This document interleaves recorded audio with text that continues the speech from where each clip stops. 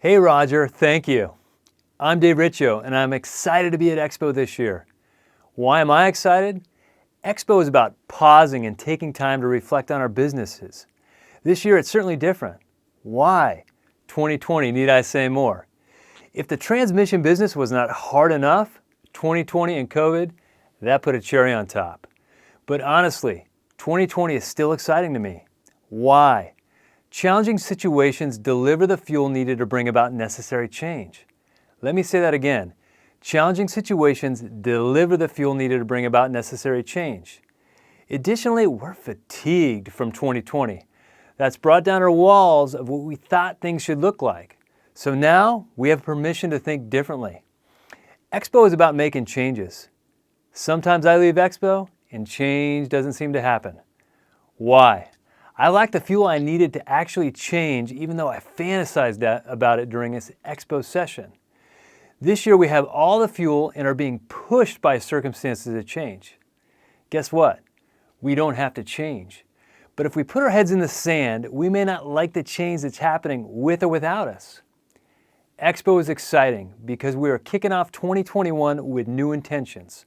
Solid intentions deliver results if we water them. So let me welcome you to Organized Chaos. I know what you're thinking.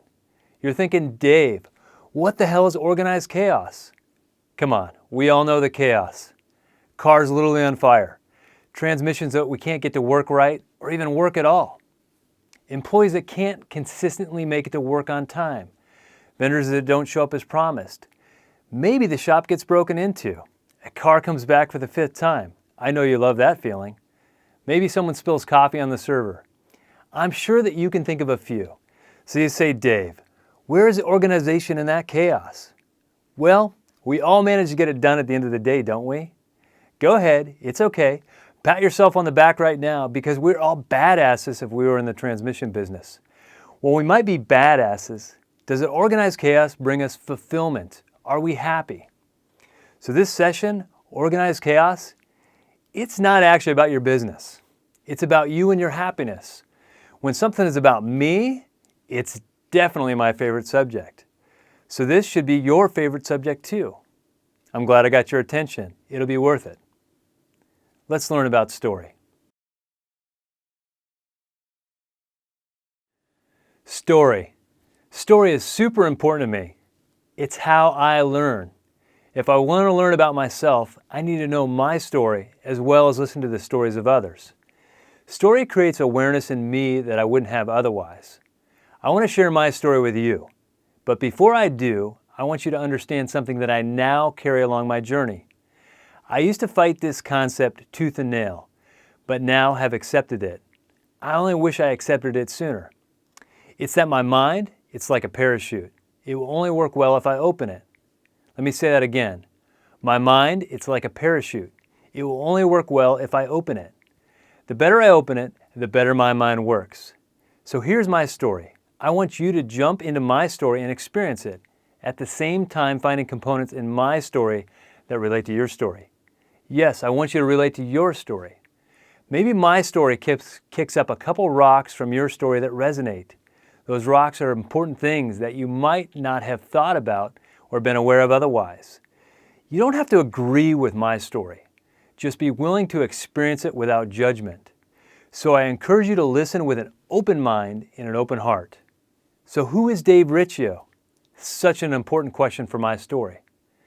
Because we all have commonality in the transmission business, I will start with how I got started in that transmission business. Once upon a time, I was in my late 20s making a very solid 6-figure income selling industrial HVAC equipment. Life was good, beautiful wife, nice house, nice car, and an 8-month-old baby boy. On top of that, no looming addictions. I felt as if I had it made. That's the problem. My identity was attached to the lifestyle. That was who I was. All that changed and I found out quickly that was not who Dave Riccio was. One morning I woke up and as quickly as a stroke, my body no longer functioned. Painful and poor eyesight, unbearable migraine, trouble talking, trouble walking, trouble swallowing, incontinence, the list goes on. Living the dream yesterday quickly became a nightmare today. After months of testing, multiple ER visits, eye doctors, multiple MRIs, I was finally diagnosed with multiple sclerosis. My initial episode was traumatic as the disease hit my brainstem pretty hard. The brainstem is a very crucial spot and not ideal for brain damage. I literally cried for months. Not to mention, I couldn't work. My identity, Dave Riccio, as I knew it, was crushed. I felt soulless. As the months went on, I regained my eyesight, my speech, and the ability to walk, although walking still wasn't normal. I was treated with a steady diet of Solumedrol and prednisone, and finally, after months, returned to work. But I knew I was now different. I couldn't read that same spreadsheet that I so loved working with. Missing digits in that job didn't cost hundreds but thousands. Now, who was Dave Riccio? Handicapped, needy, and not good at his job. I couldn't let this happen. I decided that no one was going to pay me to be sick. My fix for this? I would be my own boss and buy a small business. Now, how was I going to do that? I remember those two guys I sold cooling equipment to. They owned a transmission shop and they looked about the age of retirement. I worked in a tire store just out of high school. Tires, transmissions, all the same, right? Well, we know, not even close. But I didn't know that at that time. Their shop had the best reputation in town by anyone's standards. I'll check with them. Bam, less than 12 months later, after getting through the bank, I was the proud owner of a $1.1 million grossing transmission shop. That was pretty drastic, but my identity was on the line and I had to regain it. Well, not so fast. At age 28, I was the youngest guy in my transmission shop and I didn't know shit about the transmission business. Maybe this is why everyone quit so quickly. Maybe this is why all the referral sources quit sending me their work. My idea quickly went from recapturing my identity to even worse, more lived nightmare. On top of that, my multiple sclerosis, it went aggressive and the handicaps all came back. But I still had to work. After all, I just promised my house to the bank. I depleted my savings by several $100,000 to buy this business. So I did what I had to do. I got it done. I would have a nurse come by and give me Solumedrol infusions right at my desk while I sold transmissions. Well, it wasn't pretty, but as time went on, I started to figure things out. In some ways, that reputation I paid so much for, it carried me through. Sick or not, I did a ton of hard work around the clock. I found new employees. I think back, one employee, I literally dragged him out of the gutter to build transmissions because I couldn't find anyone else. From there, I humbly visited each and every referral source to patch things up, and they gave me a chance. I can't thank them enough. So now who is Dave Riccio? Let's take a look.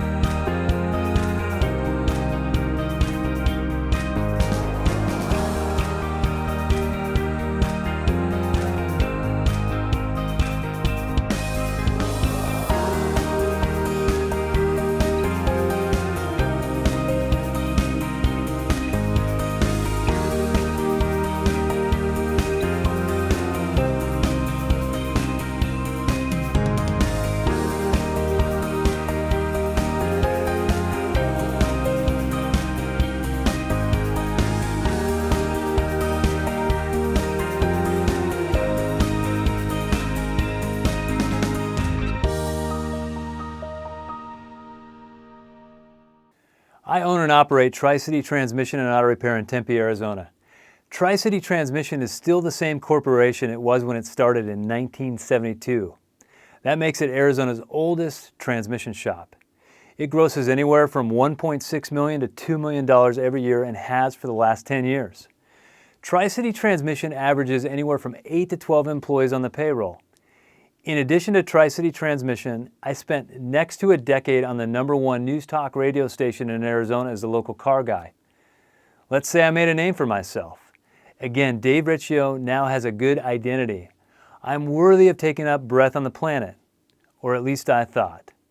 That all sounds great, but it's definitely not who I am. I'm a guy who spent most of the last 15 years living in fear of something going wrong at the business, just the way it had with my health. To my detriment, I attach my identity as a person to the success of the business. As the saying goes, born a man, died a doctor. I lived that reality. If the register was ringing, employees were on their best behavior, and customers were writing me wonderful reviews, I was elated and on top of the world.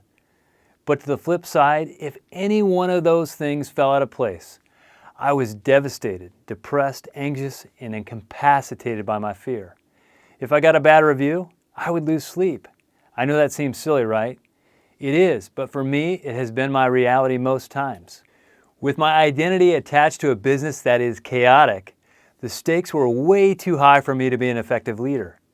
So I became driven to run a perfect business so that I never felt the pain of those momentary failures.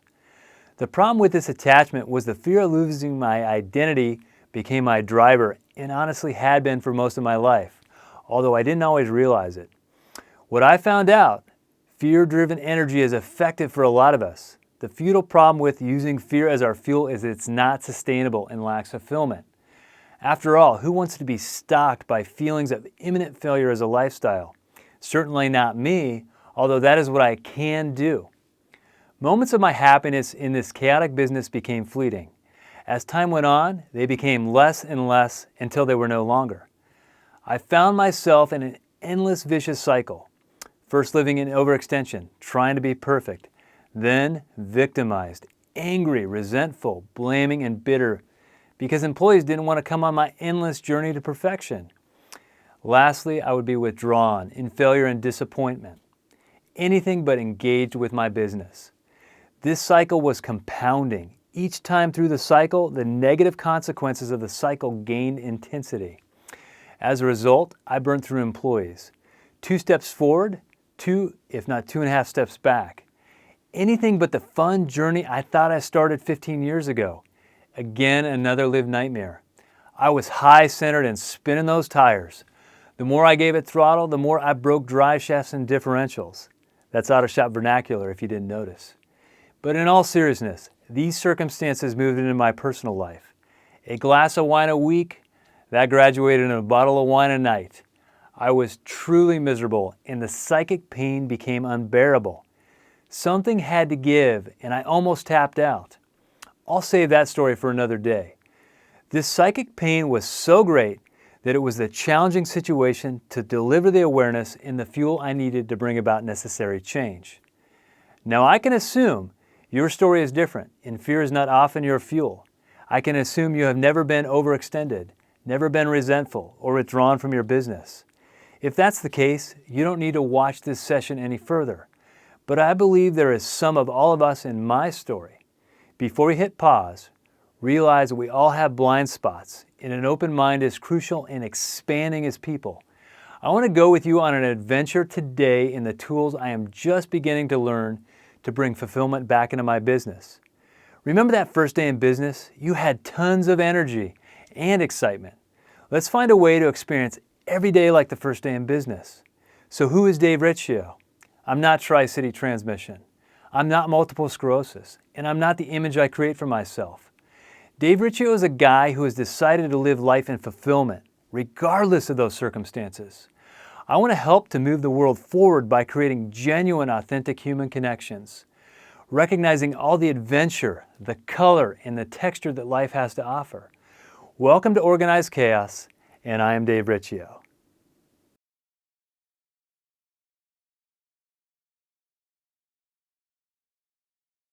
Authenticity. What do I mean? This background, for instance, it is my shop, but it's hard to record video in a shop. So I'm actually in my spare bedroom in my house. I created Theater of the Mind for you. Green's not my color, so I'll give you something a little less distracting and something you're more familiar with for our industry. Oh, that's not it. There we go. But really, authenticity. How does it help me find fulfillment owning a transmission shop? We've all been burnt by someone who interviewed great, but when the rubber met the road, that's all they were, a great interview. In the interview, they didn't show us who they really were, but they showed us what we wanted to see, so we hired them. People are good at this. That's myself included. We instinctively know how to fit in. They might have been a good employee, but since they created such a false expectation, we were destined to find ourselves unhappy with their performance. Guess what? In the end, I can bet they didn't last long unless they had some other great redeeming quality. So why do people bullshit who they are? I want to go to a slogan you might remember from the 80s. Take a look. There are 3 nevers in Hollywood. Never pick up the phone on the first ring. Never say, I'll be right over. And never, I don't care how much you want the part, never let them see you sweat. That's what Dry Idea is all about. Less water, more wetness protection. It's okay to be anxious, as long as you don't look anxious. Dry Idea. Never let them see you sweat. Never let them see you sweat. It's not a new concept with Facebook or Instagram. We all know those aren't real. But one look at a commercial from the mid-'80s and you will see people have been putting on a fake face for a long time. The detriment to fake is that as a culture, we end up comparing the insides of us to the outsides of others. This is not a strategy for self-worthiness, and that's something we all need. As people, we have a tendency to create an image for ourselves. I like to refer to it as image management. We have been doing it for so long, it tends to be subconscious.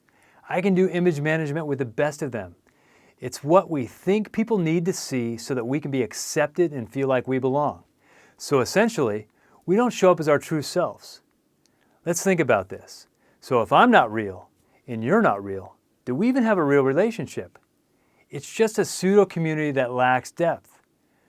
Where has this shown up for me in my business? Well, when I bought my shop, as a new owner, I was the youngest in the shop. I didn't think anyone would take me seriously. Also, I didn't want anyone to know I was anxious and afraid. I had this fear that the employees and customers would somehow find out I didn't know what I was doing. I simply acted as if I had it all together. As I achieved successes, my mentality of never let them see you sweat didn't go away. It actually got worse. I liked all the accolades so much, I became scared to lose them. Even with success, I still had the feeling as if I didn't know what I was doing. You say, Dave, don't we all do image management at some point? Yeah, we do. It's a cultural norm. But is it beneficial? Yeah, sometimes I guess. I mean, when in Rome, be Roman, right? But it's been my experience, the lifestyle of not being real or letting my hair down only creates stress for me on many levels, especially in the business. I was desperately trying to fill the gap between who I wanted to be, that's perfect, and what I really was, simply human. This gap was a huge source of my stress, and it was killing me. Thankfully, one day I woke up. I found my image management is energetically expensive for me.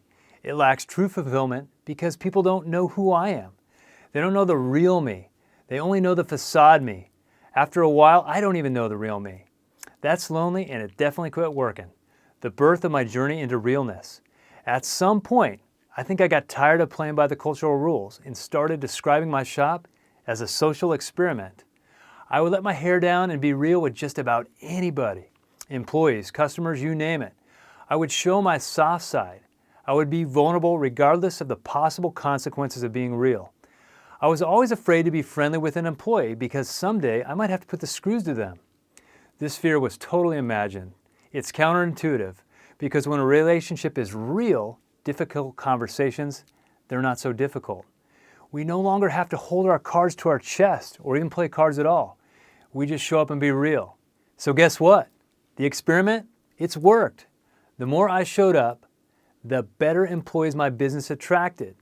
Also, the better employees performed at the shop. My stress didn't stress them out. Stress is contagious after all. I realized people were tired of working for someone simply for a paycheck.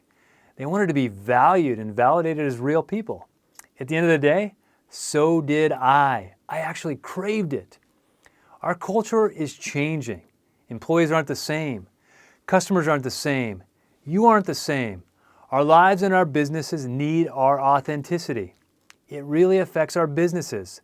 The finite resource is good employees.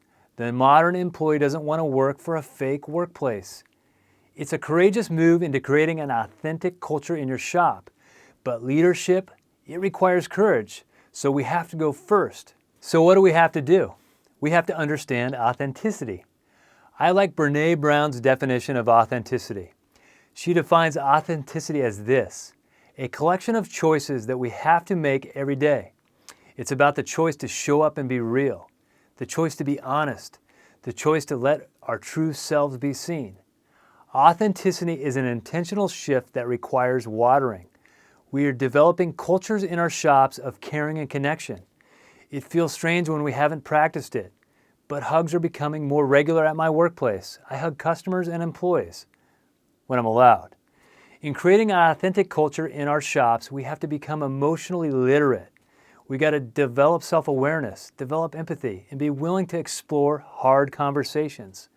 We have to be willing to be human and let our hair down. There are warnings with authenticity. It is a valuable resource, so you can't squander it.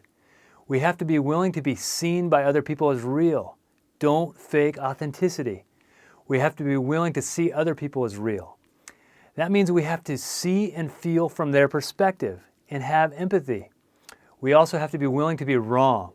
We have to honestly apologize when we mess up. We can never manipulate someone from their shared vulnerability. That would just make us a narcissistic sociopath. We would only go backwards in manipulation. It's just not a part of being real. We don't have to agree with someone's perspective, but truly just understand it. I found the leap into authenticity started with being okay with who I am. The more I understood I was an unrepeatable miracle of the universe, the less I had to scramble for my worthiness. We can barely just scratch the surface here with creating authentic cultures in our shops. The work is truly internal, and there are good resources that I have found useful on my journey for more authenticity and more fulfillment. Brené Brown, an author and researcher, is a great resource for creating authenticity in your life.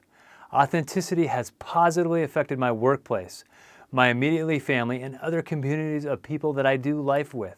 So some food for thought in your notes section. Where am I incongruent with my values?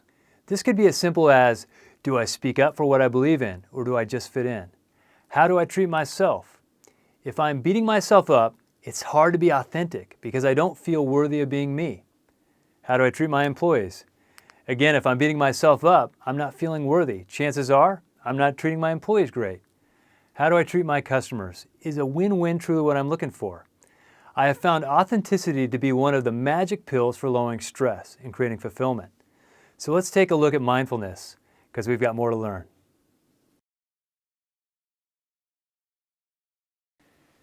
Get mindful. Quiet the noise. My journey into mindfulness began with an employee who quit on the second day on the job. Randy Marsh. I remember that day. It was chaotic at best. Phones ringing off the hook. Lots of business, usual problem cars, and 2 brand new employees to be trained. That was Randy and that was Mike. Well, at 10 o'clock, Randy turned in his 2 weeks notice. A little bit of background.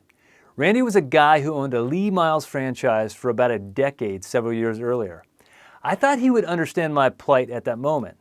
So when he turned in his notice, I thought it was super strange. I asked, "Can we chat outside?" He agreed. I said, "Today of all days, during a chaotic moment, why quit now?" He said, "Because you're an asshole." I certainly don't need the job, and I don't have time for assholes. I have done too much personal growth for that shit. To which I leaned in and responded, "If you're so developed, maybe you can stay and teach me not to be an asshole." He paused momentarily. He leaned in and he said, "Sure. Are you ready for your first lesson?" So he took me into my office, closed the door, and told me, "Forget everything going on outside of this door and just be quiet with me for the next 60 minutes. Shit, how was I going to do that? I couldn't sit still for 5 minutes, much less 60 minutes, with what I thought were fires on the other side of that door. He told me he could tell that I saw the world through a kaleidoscope, which I did. It was chaotic in there.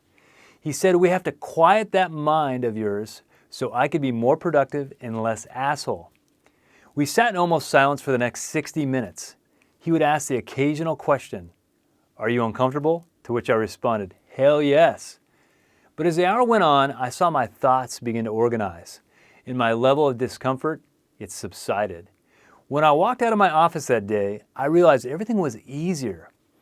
It was a very loving thing that Randy did for me. He became one of my closest friends for the next decade, up until he passed away almost exactly a year ago. Randy began my journey into mindfulness. I learned that I could step back and see my thoughts as an observer and not attached to them. I was not my thoughts. My thoughts were just a tool. I learned that I was not my emotions. I could step back and observe my emotions, but not get lost in them. My emotions were just a tool of perception for experiencing the world. I learned that I was not my body. I could step back and observe my body and all of its sensation.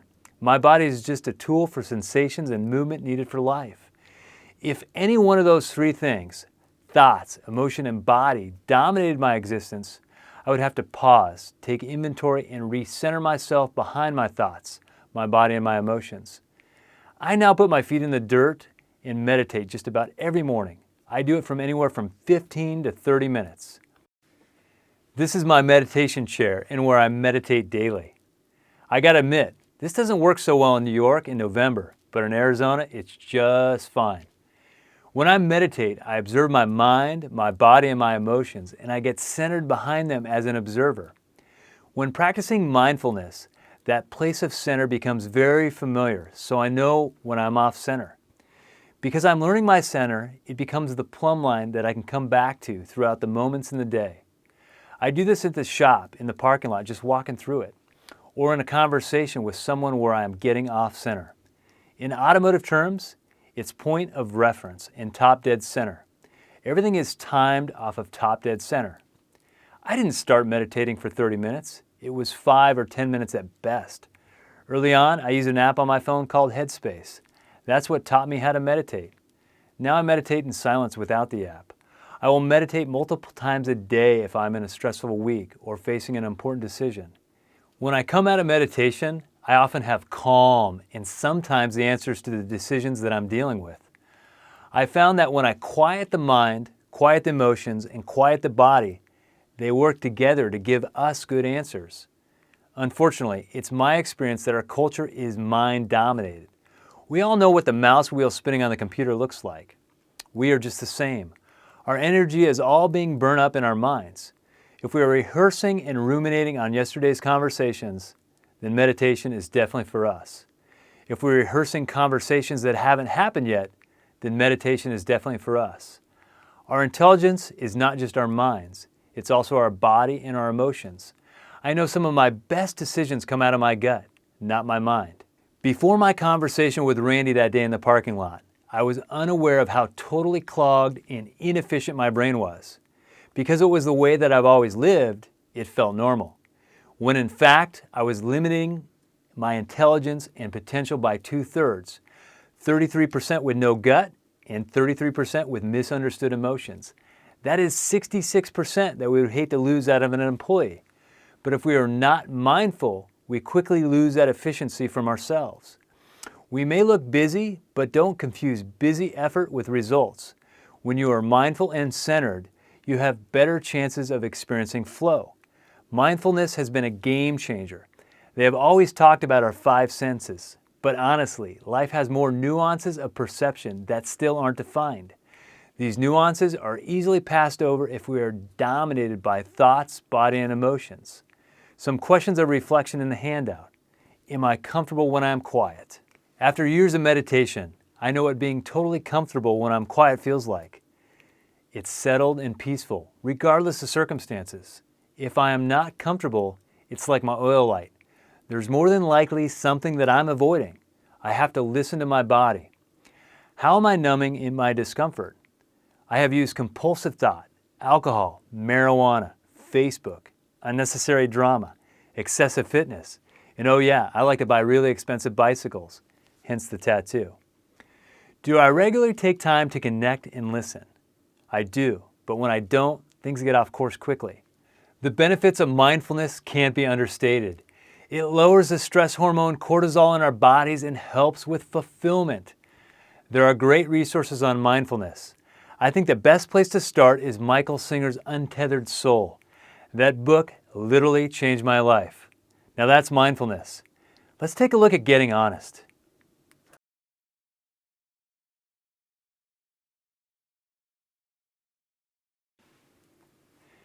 When I was a kid, my friend's dad got rid of the family Christmas tree by driving around the block and dropping it in someone else's backyard. What's funny about that is when he woke up the next morning, he found a Christmas tree dropped in his yard. He exclaimed, "What kind of people live around here?" There are some of all of us in that story, at least if we are honest. Getting honest.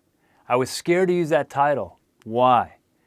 Every transmission shop owner I talk to tells me just how honest he or she is.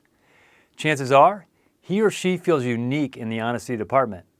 Also, somehow honest is what sets them apart. Now let's pump the brakes on that. I'm not talking about that kind of honesty. I know a lot of folks in ATRA run great, honest shops. But being honest in our shops is a whole lot easier than being honest with ourselves. It's easy for me to spot tendencies in others. Once in a while, I have an employee that needs help with something, but he just can't see it. Agreeably, not all alcoholics know they have a problem. I certainly didn't. I use alcohol to demonstrate the point because it's relatable to most of us in some way. It's not to poke fun. Being honest with ourselves is difficult because we all have blind spots or a shadow side. That's why they call them interventions. Just like it's easy for me to see my employee struggle, it's easy for him to see me struggle when I'm not able to see it myself. As people, we can create storylines for ourselves about who we think we are. The reason story, as described earlier, is so important is you can check in with your story. The more we develop, the more accurate our story becomes. One of the lies or mental self-concepts that I held for myself was that I was a good guy. That mental self-concept held me back from what I wanted to be, a good guy. The reality, I wasn't there yet. I had not done the inner work of seeing into my shadows. This mental self-concept of being a good guy held me back. I was a self-proclaimed good guy. To the contrary, I was arrogant, easily offended. I had a condescending attitude toward employees and people in general. Yeah, I saw glimpses of it every now and then out of the corner of my eye, but I blew it off. So when Randy told me I was an asshole, my veneer finally cracked and I was ready to listen. That was an intervention I was ready for. Randy did me a huge favor that day by shining light on what I intuitively knew was true, but I so denied. I was an asshole, and that's not what I wanted to be. I love people. I didn't want to shit on their day, but that's what I did and didn't even know it. That is just one of the many lies I have told myself that held me back. Had I known it sooner, I would have a whole lot less files in that past employee drawer. How do we find our blind spots? Relationships. We find people that we trust and ask them the question, "Jimmy, what am I blind to see?" We don't always have to know the people that point out our blind spots if we are looking. I only knew Randy for 2 days when he called me an asshole. Thankfully, the parachute of my mind was open that day. It's ironic that Randy's message did actually make it through because I was so easily offendable and would get my feelings hurt and become more of an asshole. Although it felt rude, there was just commanding love in the way that Randy said it. It wasn't from a place of arrogance, but love. Also, we can use people as a mirror. If someone does something that really pisses me off, chances are I do it too. I got to open that parachute to use people as a mirror for myself. I can continue to pound my head against the wall, but life will just continue to bring the same lessons over and over again. This happens till I let go of the defective mental self-concepts that I've held so dear. They are often subconscious concepts and we can't see them. One of the other lies that I can tell myself is that I'm not good enough, worthy enough, or strong enough. That lie is probably the most damaging because when I truly understand how valuable we are as people, everything else, it just falls into place. I'm not defensive when someone points out my flaw because it doesn't negate my value as a person. I am not an asshole when I don't have to scramble for my reason to be worthy of taking up breath on the planet. I surround myself with friends who keep me honest. I have let my hair down with them long enough they can spot when I'm off course with my values. It's important that they hold me to my values and not theirs. I'm not necessarily looking for advice, just someone to listen and reflect back on what they hear. I don't need friends who simply point out my flaws. We spend our lives being judged. I already have plenty of that. I just don't need more. I need friends who encourage me more than anything. My best friend, Jim. I asked him one day, "What am I blind to see?" He got real serious and he said, "Dave, you're awesome. You just don't know it. We are all awesome. We just need to understand it." I am sure most can give me plenty of reasons why they are not awesome. but it's just not true. It has been such a devastating mistake for me to establish my value as a person from the performance of my chaotic business, or performance in general. Business comes and goes, and I should never attach my value to it. Those are just a couple of stories I can tell myself. What are yours?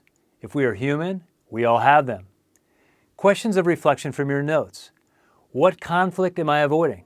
For me, it could be not holding an employee accountable or having a tough conversation with my wife. Next question. In what ways do I sabotage where I want to go? For me, I self-sabotage when I'm impulsive, off-center, and feel unworthy of good things, so I just blow them up instead.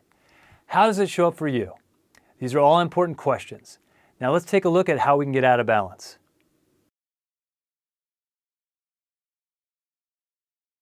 We have all had the call thousands of times, people asking for a price. Agree or not, we have all been taught not to give a price over the phone. We shuck and we jive with all the reasons we can't give a price, and the prospective customer, he inevitably says, "Just give me the worst case." What is he looking for? The extreme so he can make a decision. We know customers can't truly make an informed decision from the theoretical worst case information over the phone. That customer is headed down a bad path. I don't blame the customer. That sounds like something I would do. If I can force the situation into black and white, I feel more empowered in my decision. It doesn't mean I'm actually empowered, it just means I feel empowered. Arguably, there is a place for black and white, but it's not a big one. I found black and white to be limiting in my creative, intuitive flow-like decisions. When I'm not mindful, my mind absolutely races to the worst cases. Looking for the worst case scenarios tends to be a self-fulfilling prophecy. We bypass all the other scenarios that could have been the best case if we were looking for them. The customer who picks a shop based on the best of the worst case scenarios over the phone, he inevitably gets a transmission that he really didn't need. We've all seen it. Black or white thinking limits creative expansion and intuition. I would describe it like a light switch in the garage. It's on or off. This creates a problem for me. Either I can't see because it's pitch black and I'm tripping over stuff, or I'm blinded when I turn the lights on and my eyes aren't properly dilated. I'm still tripping over shit. Now, my dining room light switch, on the other hand, it's a dimmer switch. It turns out it's always the right intensity and it creates the perfect mood. I prefer the dimmer switch. It means that love is in the air. Black and white thinking is also referred to as dualistic thinking. Dualistic thinking assumes a universe where there are only two contrasting, mutually exclusive choices or realities. Good, bad, negative, positive. This thinking has a powerful effect on our belief system and actions. Duality blocks our progress and certainly our fulfillment. I have found shoehorning the complex reality of life into black and white is super limiting. The more we can break through our tendency, the sooner we are on our way to nurturing a greater consciousness, success, and fulfillment. For me, my dualism shows up in a lot of areas of my life beyond just decision making. If I am not mindful, I live in extremes. I have often joked that I'm an arsonist and a firefighter all at the same time. I subconsciously start fires, then I get to be the hero when I put them out. I'm only learning to be comfortable without extremes. Stress addiction is a thing for me. It's getting old. It affects my driving. Full throttle and then full brakes. I race through traffic, weaving in and out of cars, just to be at the next stoplight with a guy I just passed. I actually might have even cut him off. Amazingly, that doesn't seem to bother him. Gosh, I want to be that guy. I certainly can be out of balance in my driving, my business, and my relationships. I realize that living under self-induced stress isn't working. It shuts down my creative genius and intuitive flow. An important self-reflective question that I ask myself: where do I see patterns of being out of balance? I can be out of balance in a lot of things. Anything counts if it's out of balance. They don't have to be negative things. It could be work, it could be exercise, hobbies, self-improvement, recreation, and the list goes on. Another question as I come to the reality of my stress addiction: can I be comfortable in the gray? For me, that's an intentionality and a point of mindfulness. If I start getting agitated, It may be because I don't have any stress. In a calm moment, if I'm aware of my tendency, I can ask myself, what benefit does exerting my will do for this moment? Other reflective questions. What extreme is harming my life? For me, perfectionism is my extreme, and where I can get out of balance real quick. Living life in the center is where we find calm, peace, and fulfillment. Addiction to stress is just jerry-rigging life for pseudo moments of fulfillment. Addiction always runs out, and we'll need to pay the price in detox. Let's face it, we all crave peace and fulfillment. Now I want to take a look at a happiness chart. In this chart, you see life with its ups and its downs. You see the line in the center. Everything above the line is good. Everything below the line is bad. This is dualistic thinking at its finest, and a way to be dissatisfied for one half of your existence. We all want to be happy, right? So we make endless attempts to never be below the line. I'm going to delete the word happy at the moment because it's limiting. I'm going to use the word meaningfulness and fulfillment. Let's look at the meaningfulness fulfillment chart. Living in fulfillment is moving the line down. Nothing is good, nothing is bad, just meaningful life. The attachment to the extremes ruins fulfillment and meaningfulness. There is way more fulfillment living as a dining room switch than that switch in the garage. This is not about being okay with mediocre. We still shoot for success. We just frame it differently, not losing sleep when things don't go our way. We find meaningfulness in all of life and live at peace in any given moment, regardless of those circumstances. We have talked about a lot of internal work. Now just how do we put it into practice in our lives? Let's take a look at the process for change.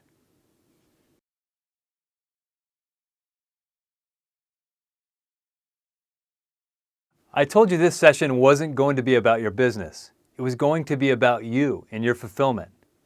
As leaders, we have to consider our mental health as it affects the mental health of those we lead. It's anything but selfish to take care of ourselves. It's how we learn to love, encourage, and truly support those we lead. It was my intent to shake up the everyday paradigm and create a new perspective on our look inside ourselves. I hope collectively we found the new perspective we are needing. I realize that we find fulfillment by accessing meaningfulness in every moment, good or bad. It's all truly meaningful. MS has been one of my thorns in the flesh that keeps me understanding this reality. 16 years after diagnosis, I can honestly say, I have found meaningfulness in the suffering. It pushes me to be authentically me.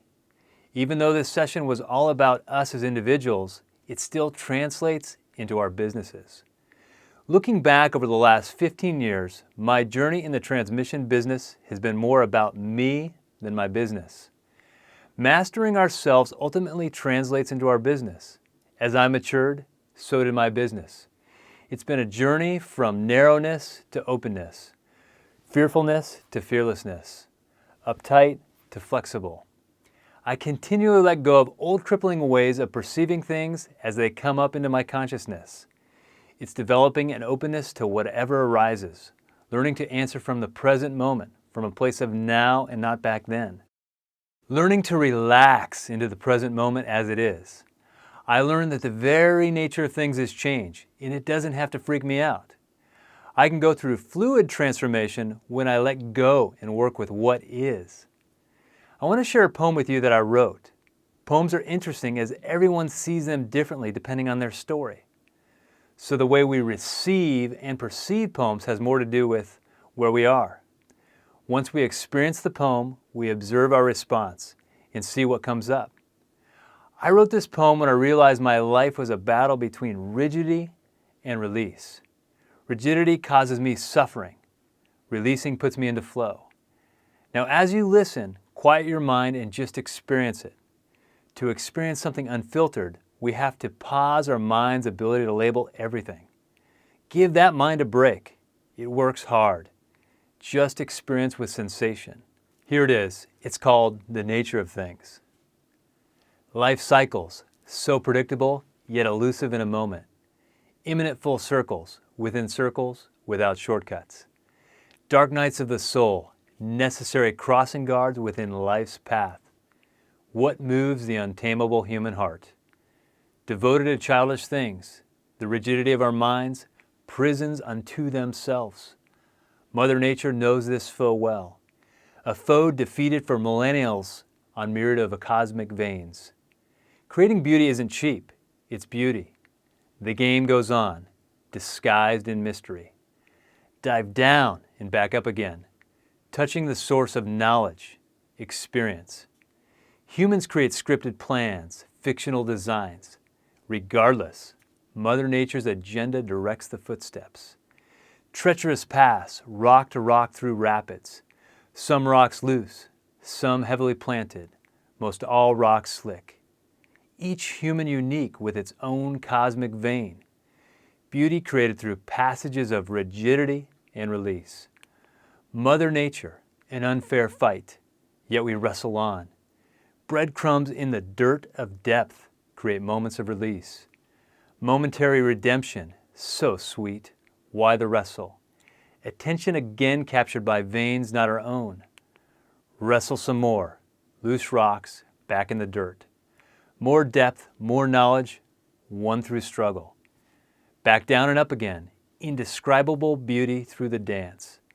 Some never take notice of the living beauty. Darker nights of the soul will continue to take place. Intensities elevate equivalent to hardness and beauty found in redemption. Elation or wrestle, good and bad, so polarized. Mother Nature, what is your point? The beauty of adventure, simply more fun without the judgments. Good or bad, no different. Release and relax, riding the rapids of beauty. Center stream we find calm in our perfect flow, our own unique vein. Open to direction changes, but as we restrict, we bounce off rocks again. With release, we begin to learn Mother Nature's perfect flow. Life cycles, full circles, each a new adventure when open to the flow. Let's let that soak in for just a minute and take a look at flow.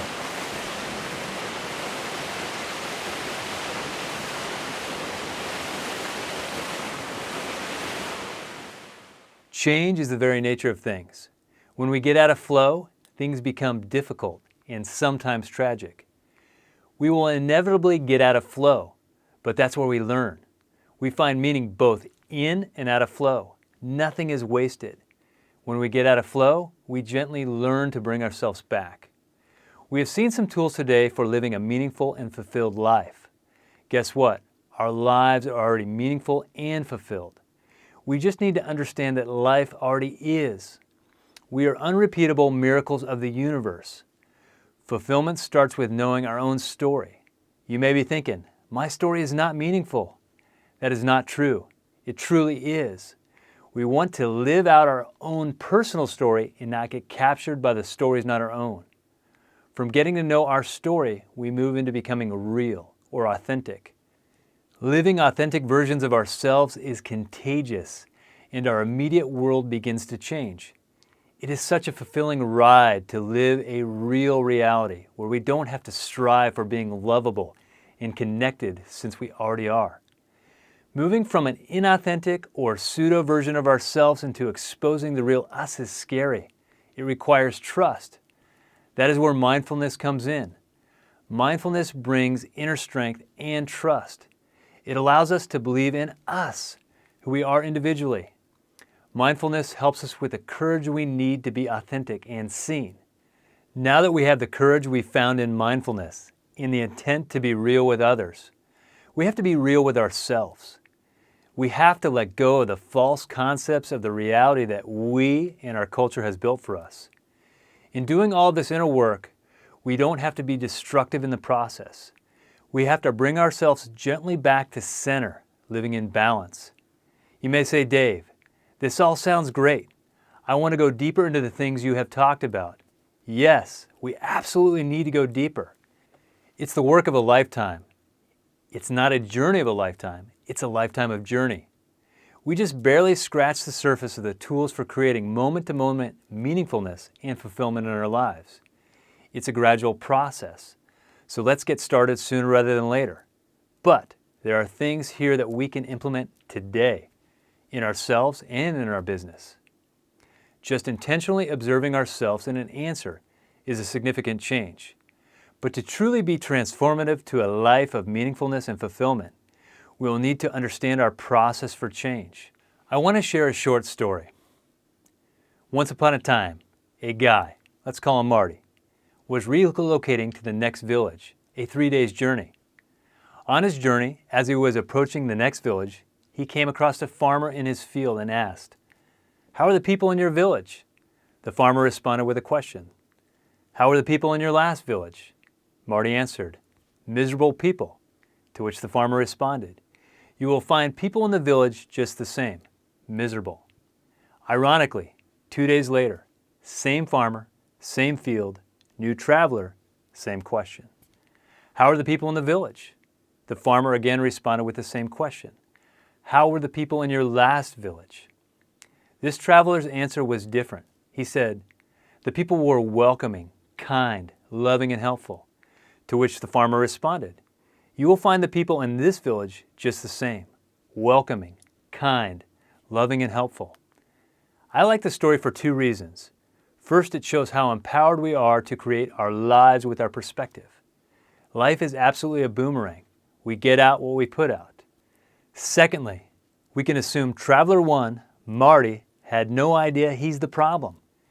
When talking about internal change, the first step to change, as it is with any 12-step program, awareness. Marty is totally unaware.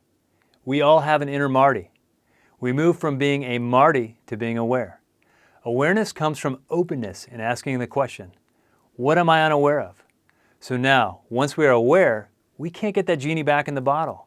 We then move into imagination for where we are and where we want to go and what we want to change. Imagination is powerful. It's what we did before we got into our businesses. This time, we are imagining a life of meaningfulness and fulfillment. Once we have that aha moment of awareness and we have dreamed for what we want, we move into action. Action or movement is inevitably met by fear. We have a whole system of habits and beliefs that challenge our movement. Don't underestimate their power. We acknowledge but ignore our fears. It's information, but only a piece of information. The better we understand and work with our fear, the better we can institute change. Intentional change follows this path. Number 1, awareness. We need to find out what we don't know. 2, imagination. We dream our new reality. 3, action. Now that we have seen it in our mind's eye, we have to move a muscle. 4, fear. That feeling in your gut that something is going to go wrong. 5, acknowledge fear. Say hello. It's going to be there. 6, ignore fear. Say thank you, fear, for showing up. You always do. Don't be surprised by fear. 7, we do it anyway. Go for it. Disabling your panic button. There are many ways to look at the process to change, but some components, they will always be the same. It's a continuing cycle of new awareness to new vision, to new action, onto new fears. Thank you so much for listening to my journey. When I started, I said it was all about you. Well, I lied. It's all about us. We learn from each other. When I teach, I learn about myself. So this was truly a blessing for me to go through this process. I'm excited to get to know you and your stories as we do transmission community together. I'm posting the resources I lean on in my journey on my website, davericcio.com. While you are there, drop me a note and register for my newsletter. I look forward to meeting you in person at next year's Expo. From my heart to yours, warmest regards, Dave Riccio.